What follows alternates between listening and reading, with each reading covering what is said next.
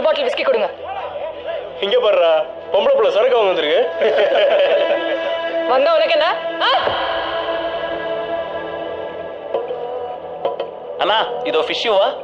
అన్నా అదొక్కటే బతకడం కష్టం అన్నా. నేను ఒక్కనే అన్నా, బతుకుతాలేను.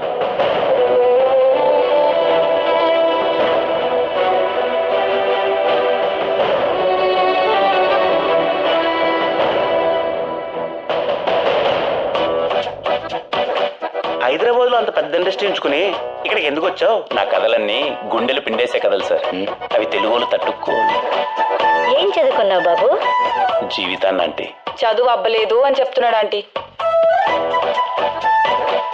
ఈవిడేంటన్నా తెల్లారే మొదలు పెట్టేసింది.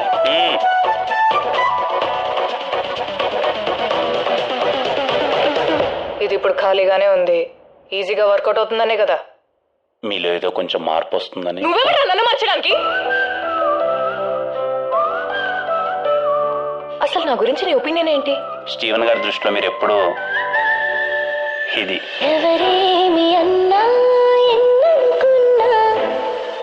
జీవితంలో ఎలాంటి అవసరం వచ్చినా దీన్ని ఎప్పుడు వదులుకోలేదు. ఇది మీకు ఇస్తున్నానంటే ఆలోచించండి, మీరు నాకు ఎంత ఇంపార్టెంట్. ఆ క్షణం అనిపించిందండి, మనమే చిరంజీవి కదా అని.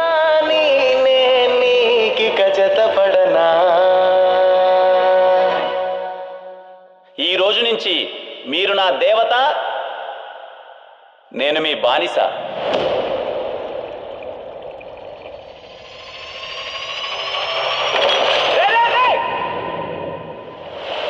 నా మనసులో స్టీవెన్ తప్ప ఇంకెవరూ లేరు. నాకెందుకు అబద్ధం చెప్పారు?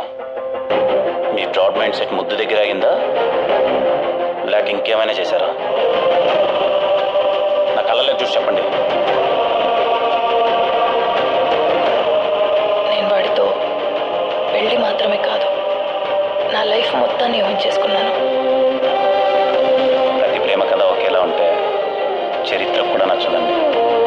నమ్మని వాడికి ఈ కథ ఒక అబద్ధం, నమ్మగలిగితే అదే అద్భుతం.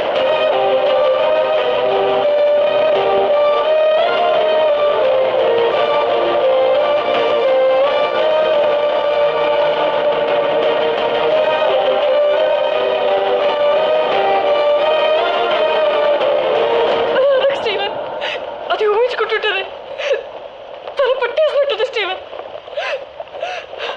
కనపడకుండా నా గొంతులో బలంగా నొక్కుతున్నట్టుంది. అది ఎవరో కాదండి, నేనే.